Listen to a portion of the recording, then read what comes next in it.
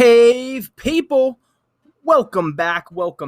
It's your co-host Logan here, doing a little solo episode after the main portion of the Sunday games. We still have the Minnesota Vikings and the Seattle Seahawks about to kick it off here tonight. That game's about to be underway in minutes, but I kind of just wanted to jump on here, bring a little episode to you guys before this game is over. Really just wanted to recap the early games, go over some bets that I hit on and some that I missed on today, and just kind of bring you guys a little episode here. So have a lot to talk about. Obviously, being a Steelers fan, definitely want to talk about this Steelers game right away.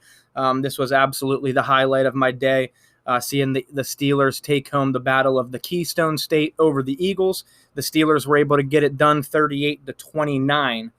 Chase Claypool, he was the biggest star of the game, if you ask me. I don't think you could have watched this game and not had that evaluation, but the rookie just absolutely went off. You know, in a year with COVID-19, with no offseason, with no OTAs, with so much uncertainty, and with so many people saying that first-year guys and rookies probably weren't going to be able to make a big impact. This is pretty outstanding that he's been able to do just kind of what he's been able to do so far in this young year. And then he had a huge game today, definitely his coming out party. He had 7 catches, 110 yards, 3 touchdown receiving. He also had 1 rushing touchdown, so 4 total touchdowns on the day. I mean, this is just absolutely incredible. He became the first rookie since Franco Harris to have a rushing touchdown and a receiving touchdown in the same game, and he became the first player first rookie since 1994 to have 3 touchdowns in a game, and he had 4. So absolutely fantastic stuff here from Chase Claypool.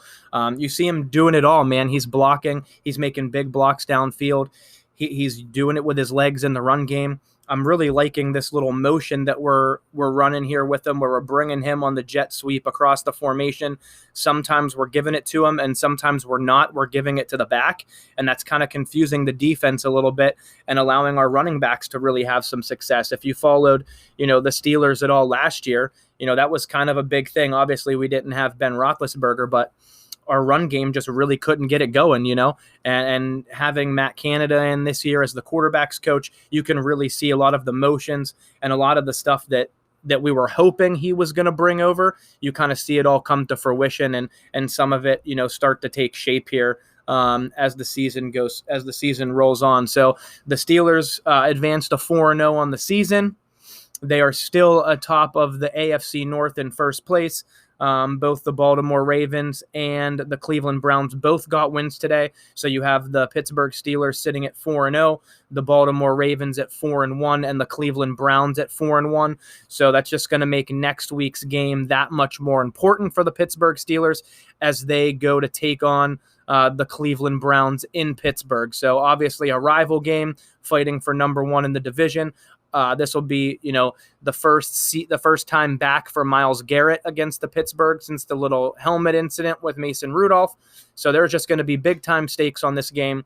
It's for first place in the division. The Browns look surprisingly good after they got blown out in week 1 to the Ravens. So you just kind of never know what's going to happen here. This is going to be a really great game. I'm really looking forward to this one. I'll remind you guys, we're going to have our first guest ever on the show. JT Sports is going to come hang out with us for a little while and help us break down this Steelers-Browns game, what he likes, what he doesn't like, just kind of some of the stuff that we're going to have to watch out for from a Steelers perspective, and just some stuff that, we have to make sure that we're looking out for from the Cleveland side of the ball. So getting back into this Steelers game, man, other than Chase Claypool, I want to flip the attention a little bit onto our defensive side of the ball. We kind of struggled, man. We let up 29 points to the Philadelphia Eagles. They've been struggling. They did not have their top 2 wide receivers. I really felt like they put so much attention on stopping the tight ends, the Steelers did, just because Zach Ertz, he's one of the best tight ends in the league. So I feel like the focus was very high on stopping him, that we kind of let our outside corners on an island on one-on-one coverage. And this Fulcom kid just absolutely killed us today. I don't know the exact stats of what he finished with. Let me take a little look here. He finished with 10 receptions for 152 yards and a touchdown. So he absolutely killed it. He had 13 targets, 10 receptions. I mean, he had a monster game. He only had 54 yards coming into this game, and he puts up 152. So I just felt like it was very much a case of he was the unknown, and the Steelers felt like they were going to shut down Ertz, shut down Carson Wentz, try to limit their run game. And that was kind of our keys to success, except for we didn't realize that Travis Fulgham was going to absolutely destroy us. So I felt like on the outside the numbers, he was just eating us up. We were, leaving him there. We were leaving Joe Hayden and Steven Nelson out on an island out there, and he was just killing it. He also went up against Mike Hilton a lot, who's our nickel corner. He's a shorter guy. He's very good in run stuffing. He's a very good blitzer. He's good in coverage, but he's not great in coverage. He's not a Joe Hayden or a Steven Nelson. And he was just absolutely killing them. Every ball that went through to him, he was just putting it high, and he was able to jump up there and kind of make a combative catch and come down with the ball. So that's probably the biggest takeaway from our defense is just when we're shutting down the team's first option, we have to be able to adjust and still be able to counter adjust and shut down that second option or whatever they decide to go with because we've shut down their main option. Zach Ertz had 1 catch for 6 yards. That's absolutely fantastic. We've been struggling with tight ends all year, but I'd really like to see us be able to limit their outside receivers and have a game plan on shutting down a tight end or shutting down a back or whatever the game plan is. We can't let others beat us like that. There were 2 scenarios on a 3rd down and 17 and a 3rd down and 12 that we just couldn't get off the field. I mean, that was horrible. It just pathetic. Our defense could not get off the field on 3rd down. We couldn't create any pressure on 3rd down. We were playing into soft zones, and we were just giving up the throw, and it was right there. And credit to Philly because they were making the play every time, but it seemed like every time we had a successful 1st and 2nd down, whether it was a sack or a tackle for loss on the run game, then there they go. They'd pick up a long 3rd down. And any other year, if you're a Steelers fan, you're so used to just saying, man, this is in the bag. I know the Steelers are going to get off the field here. When it was 3rd and 17, I could get up and go get a beer just because I knew that we were going to force a punt and we were going to get the ball back. I can't do that anymore, man. You never know. With the way this defense plays, and this hasn't just been this week, this has kind of been an ongoing theme. I know in the first couple of games we had some big time running backs and we had a lot of other things to kind of focus on, but man, we can't just continue to get absolutely destroyed on 3rd down. We have to get off the field, and that's just it, man. We got to get off the field. So other than the 3rd downs, the defense looked good, caused 2 interceptions. We had, let's see, how many sacks did we have? We had 5 total sacks today. So another fantastic performance by the defense. We only gave up 1 sack as a team.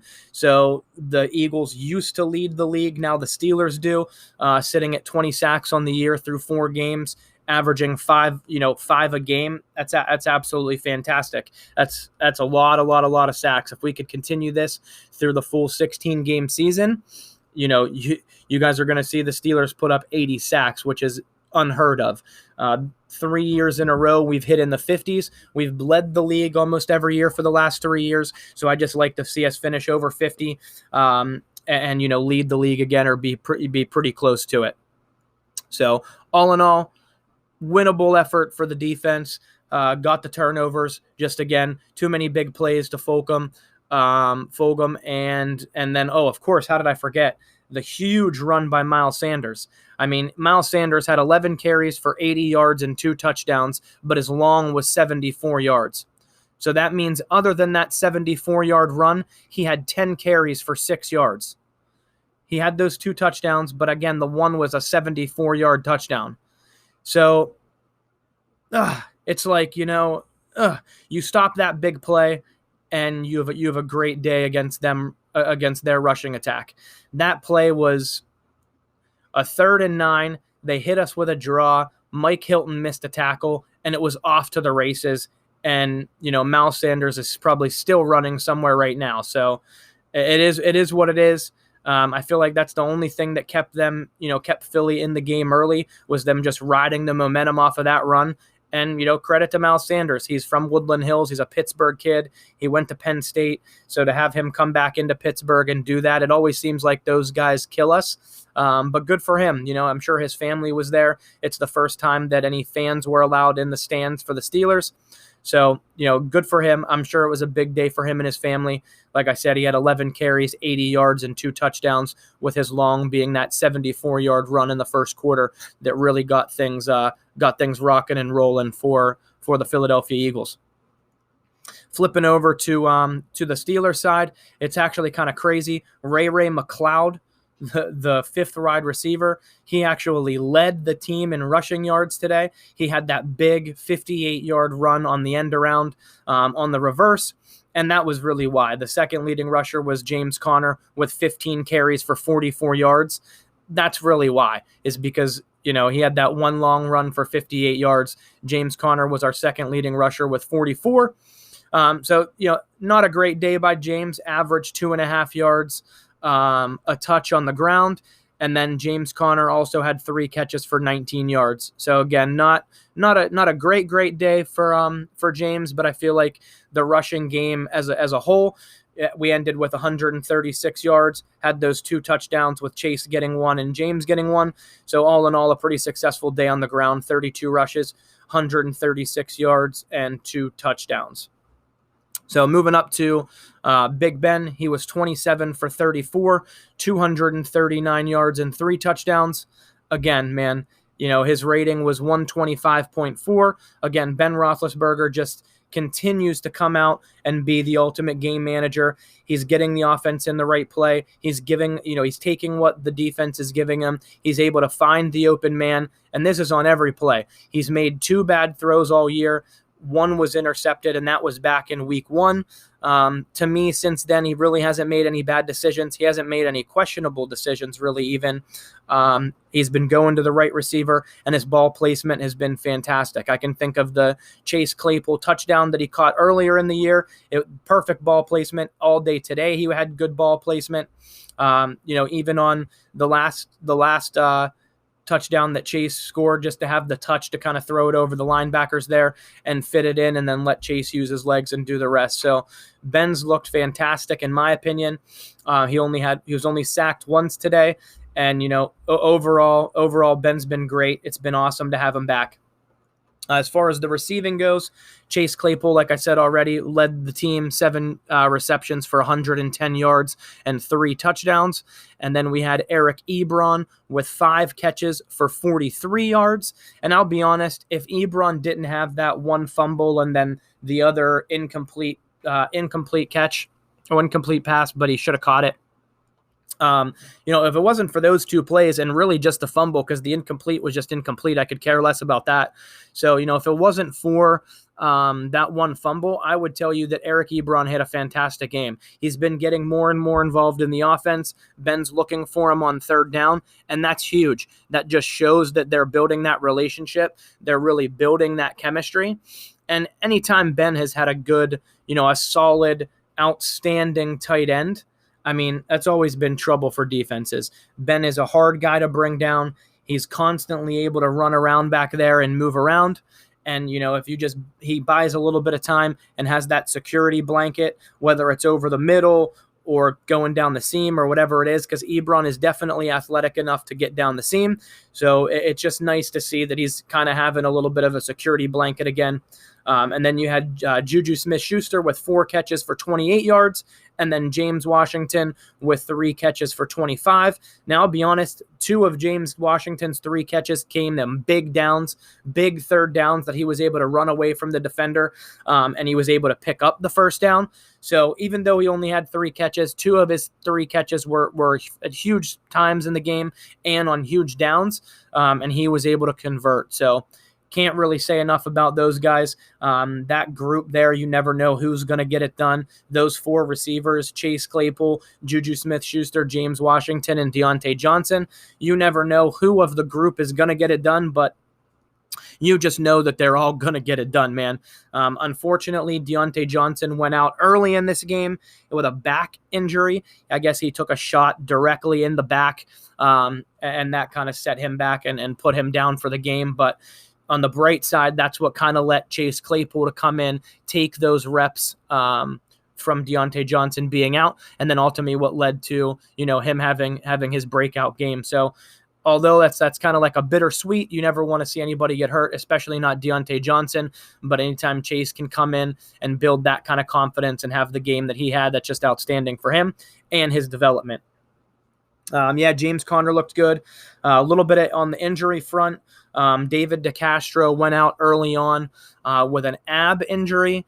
Kevin Dotson, the rookie right guard, came in and replaced him. I'll be honest, man. Kevin Dotson looked like he had a better time with this Eagles front than DeCastro did. Obviously, I would never say that Kevin Dotson is better. DeCastro's an all-pro guard, but, for whatever the reason, whether DeCastro was kind of already banged up coming into the game or what, but other than the one penalty for holding, Dotson looked great today. He had some pancake blocks in the run. He was holding up his own in the pass protection, and I just feel all around, man, he's ready to step in whenever we need him. He's ready to rock and roll. So good on him.